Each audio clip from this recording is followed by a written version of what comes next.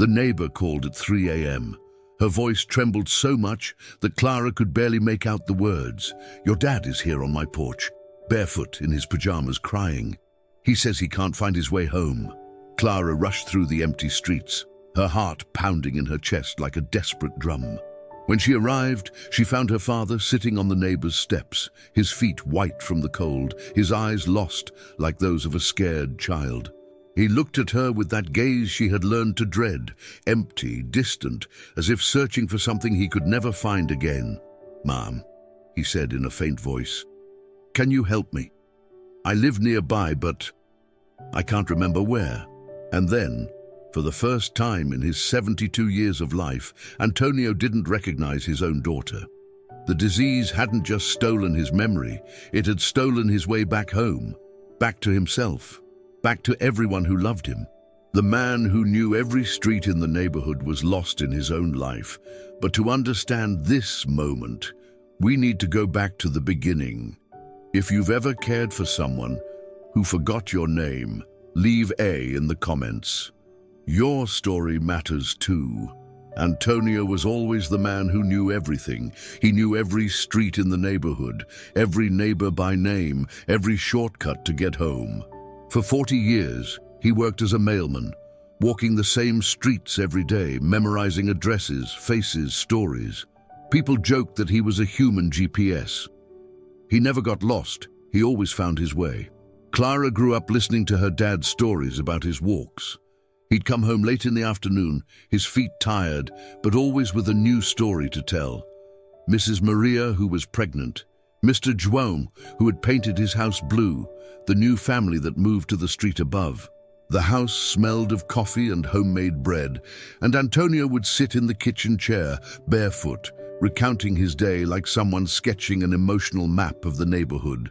But in recent months, he started getting lost. First, it was small forgetfulness, forgetting where he'd put his keys, asking the same thing twice. Then, he started getting confused with the streets. "This street used to be different," he'd mumble, looking at places he'd known for decades. Clara thought it was just age, tiredness, until the day he couldn't find his way home by himself. That's when they knew it wasn't just age. It was Alzheimer's. If you also miss a voice that no longer remembers yours, comment, "I hear you," and tell us what city and country you're watching this story from. Don't forget to like and subscribe to support more stories like this. "Clara, my daughter, you're home early today." That was the last sentence Antonio said, calling her by name. Clara didn't even realize at that moment that it was goodbye. She was rushing that morning, late for work, and just waved to her dad, who was having coffee in the kitchen. If she had known that would be the last time he recognized her as his daughter, she would have stopped. She would have sat beside him. She would have treasured that moment. The first instances of forgetting seemed harmless. Antonio would confuse neighbors' names, call Clara Maria, the name of his wife who had died 5 years earlier. He'd look at his own house as if he were seeing it for the first time, touching the walls, the doors, like someone exploring unknown territory. "This house is beautiful," he'd say. "Whose is it?" Clara tried to correct him at first. "Dad, I'm Clara, your daughter. This is our house, where you've lived for 30 years. But each correction was like a slap in the face to a man who no longer knew who he was. He'd get confused, irritated, sometimes cry. So she learned to pretend, to be whoever he needed her to be at that moment, the nurse, the neighbor, the kind lady who took care of him. The neurologist had warned them this would happen. "Names are one of the first things the disease takes," he explained with the coldness of someone who had given that news hundreds of times. "He'll forget who you are, but he may still feel your affection." Clara clung to that hope like a child clings to a blanket. But the truth was crueler than any medical manual could explain. It's not just the name that's lost, it's your place in the world.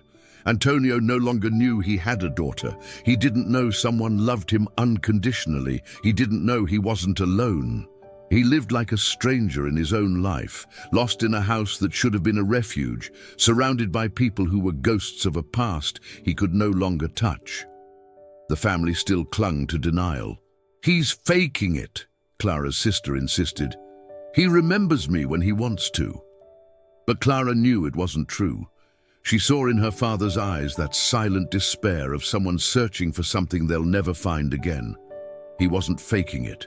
He was lost, and every day he drifted further from the way back. One night, Antonio woke up screaming.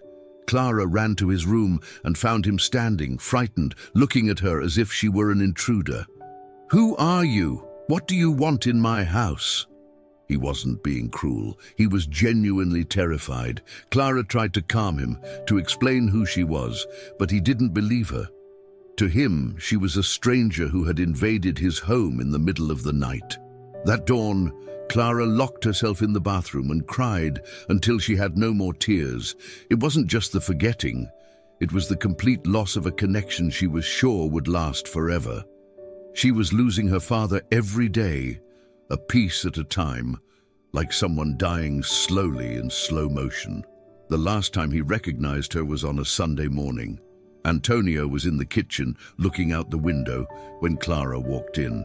He smiled, that smile she'd known since childhood, and said, "Good morning, my daughter. Did you sleep well?" Clara was so surprised she couldn't answer right away. By the time she finally said, "Good morning, Dad," he had already returned to that distant place where she could no longer reach him. After that, never again. Antonio continued to live in the same house, eat at the same table, sleep in the same bed. But to him, Clara had become just a gentle shadow who took care of him, a stranger who for some reason cared about his well-being. She had become an unknown in her own father's life. Do you remember the last time someone special said your name? Write it here, before that memory also fades. Clara's house transformed into a 24-hour hospital. The alarm clock went off every 2 hours to give her father his medication. Antonio took 6 different drugs, for his blood pressure, for his heart, to try and hold on to the memory that insisted on escaping. Clara learned to recognize by sound if he was restless, if he had fallen, if he was trying to leave the house again. Nights were the worst. Antonio suffered from sundowning syndrome. When it got dark, his mental confusion worsened. He'd become agitated, pacing the house like a ghost, looking for something he could never find. "Where's my wife?" he'd ask every night. She said she'd be back for dinner. Maria had died 5 years ago, but to Antonio, she had just left 5 minutes ago. Clara slept with her ear always alert. Any noise in the middle of the night made her jump out of bed. Once, she woke up and realized her father wasn't in his room. She found him in the kitchen, trying to light the stove to make coffee at 3 a.m. He had forgotten it was night. Another time, he tried to leave the house because he believed it was time to go to work. When Clara tried to stop him, he got angry. "You can't stop me from working, Mom. I have a family to support." The caregiving routine was exhausting. Bathing a man who no longer recognized his own body, who sometimes got scared by his reflection in the mirror. Changing diapers for a father who once changed hers. Cutting food into tiny pieces for someone who could no longer chew properly. Every gesture was a reminder of how cruel life can be, transforming the caregiver into the cared for, the strong into the fragile, the protector into the protected. Friends started to disappear. At first, they still came to visit, but Antonio didn't recognize them, sometimes becoming agitated by the presence of strangers in the house. Visits became rarer, then stopped completely. "It's too sad to see him like this," they'd justify. Clara understood, but that didn't make the abandonment any less painful. She and her father had become invisible to the world. The family also distanced themselves. Clara's sister would show up once a month, stay for an hour, and leave relieved not to have to deal with that reality every day. "You're a saint," she'd say, as if filial love were an exception, not an obligation. Clara wanted to scream that she wasn't a saint. She was just a daughter who couldn't abandon her father when he needed her most. Work became impossible. Clara quit her job to care for her father full-time.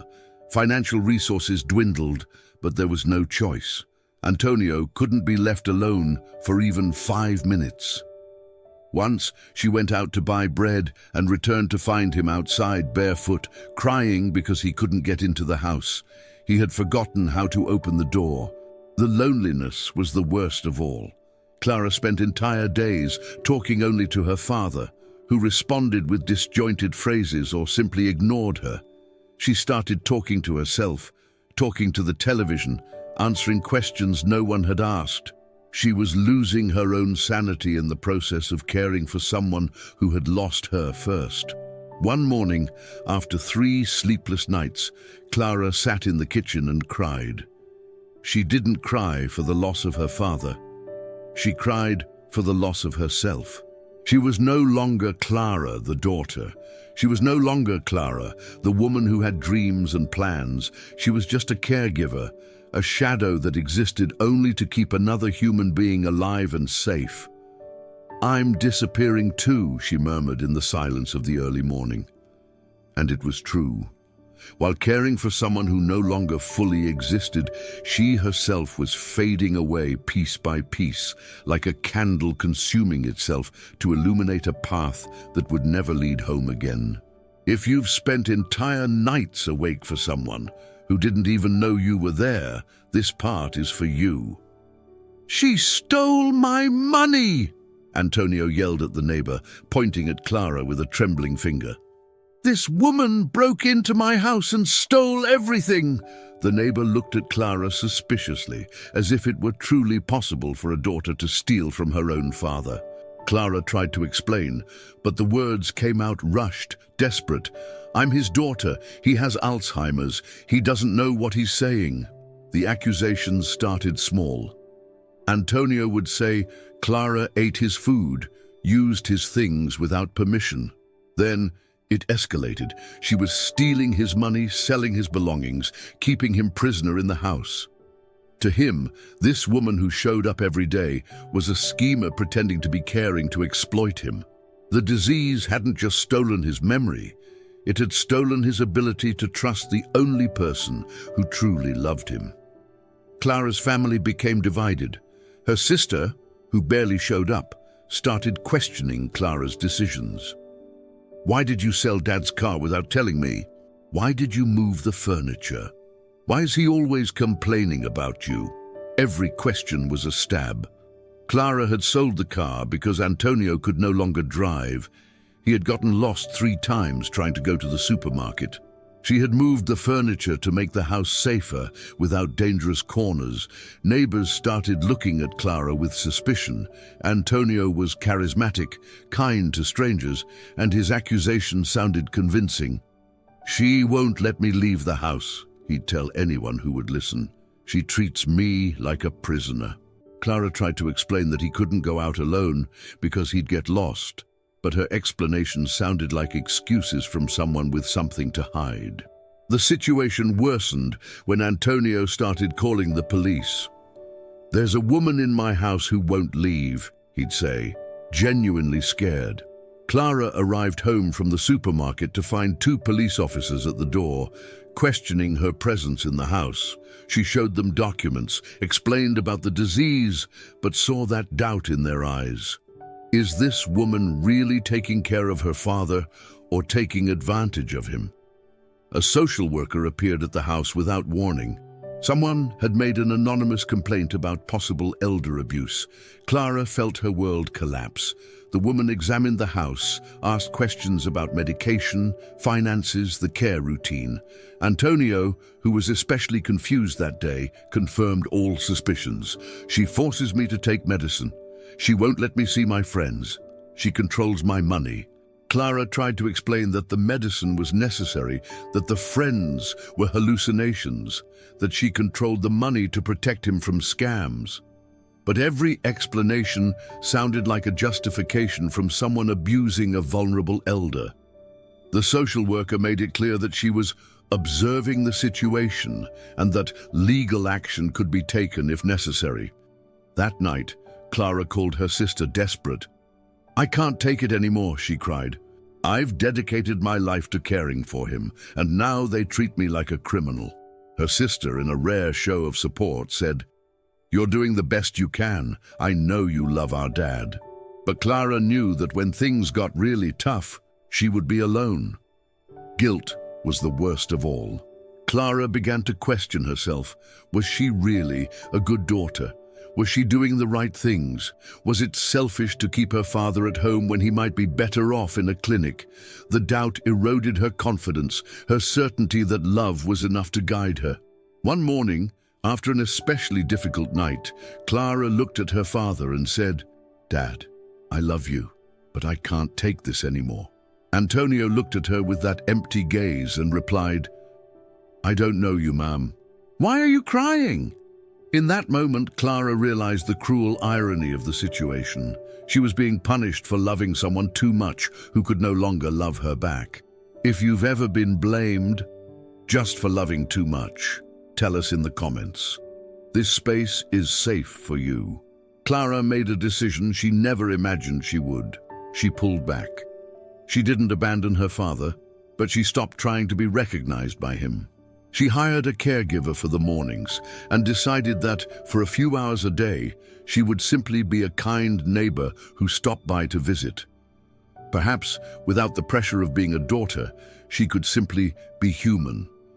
The separation lasted 3 days. On the 3rd day, the caregiver called, concerned, "Your dad is very restless. He keeps asking for a woman. He doesn't remember her name, but he describes you. He says he has a daughter who takes care of him, but he can't remember where she is." Clara felt her heart break. Even without memory, Antonio felt her absence. Some part of him, hidden where the disease couldn't reach, remembered the love. When Clara returned, Antonio said nothing. He just looked at her with that same lost gaze. But something was different. He didn't accuse her of anything. He didn't ask who she was. He simply accepted her presence, as if she were a piece that completed a puzzle he could no longer put together himself. Clara brought a box of old photographs.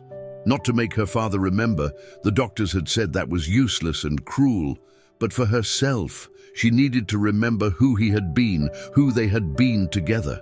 She found a picture of herself as a child, sitting on her father's lap, both smiling at the camera. Antonio took the photo and looked at it for a long time. "What a beautiful girl," he said, touching the face of young Clara in the photograph. "She reminds me of someone, but I don't know who." Clara felt tears well up, but said nothing. She let him look, let him touch, let him try to find the fragments of memory that might still exist somewhere in his ailing mind. Then something happened that she never expected. Antonio started to cry. Not a cry of confusion or fear, but a cry of longing, of loss, of something he couldn't name but felt deeply. "I miss it," he murmured. "I miss something, but I don't know what." Clara moved closer and instinctively took his hand. He didn't pull away. "You're important," he said suddenly, looking at Clara with a clarity she hadn't seen in months. "I don't know why, but you're important. You take care of me, don't you?"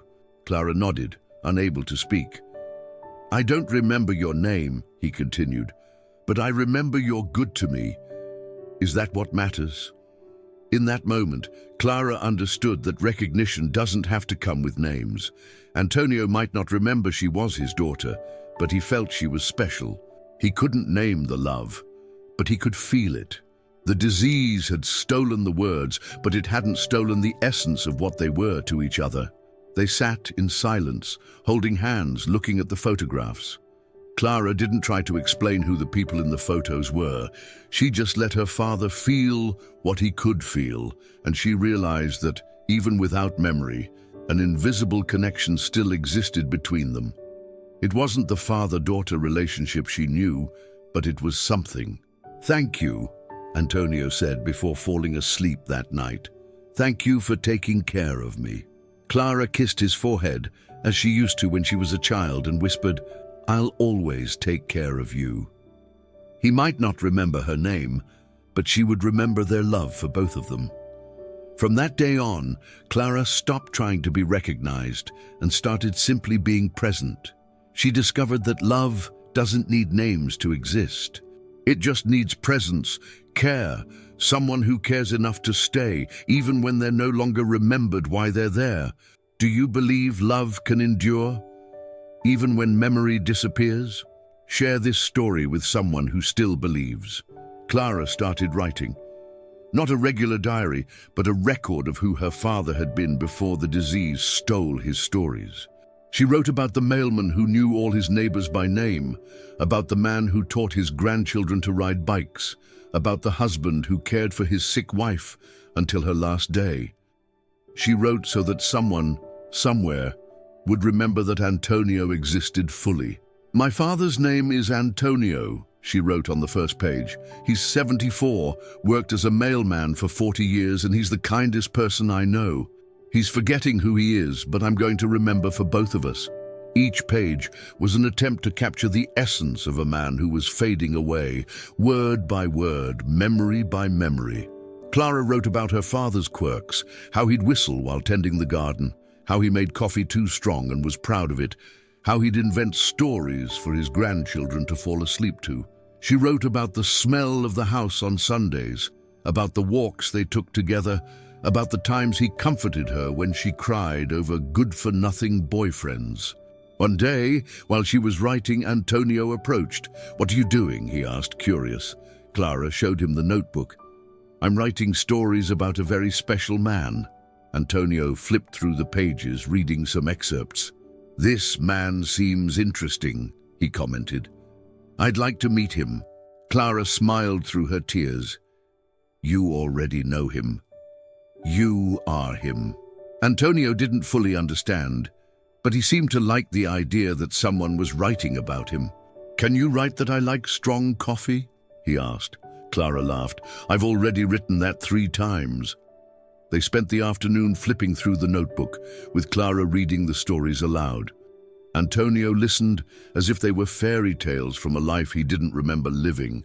Clara decided to do something more. She got a large corkboard and pinned photos of her father at different stages of his life. Beneath each photo, she wrote a story. Antonio, 25, on his wedding day. He was so nervous he forgot the rings at home. Antonio, 35, teaching his daughter to ride a bike. He ran behind her for 2 hours without letting go. Antonio, 50, celebrating 20 years of work. He knew the name of all 500 employees at the company. The mural stayed in the living room where everyone could see it. Antonio spent hours looking at the photos, as if trying to piece together a puzzle that would never be complete again.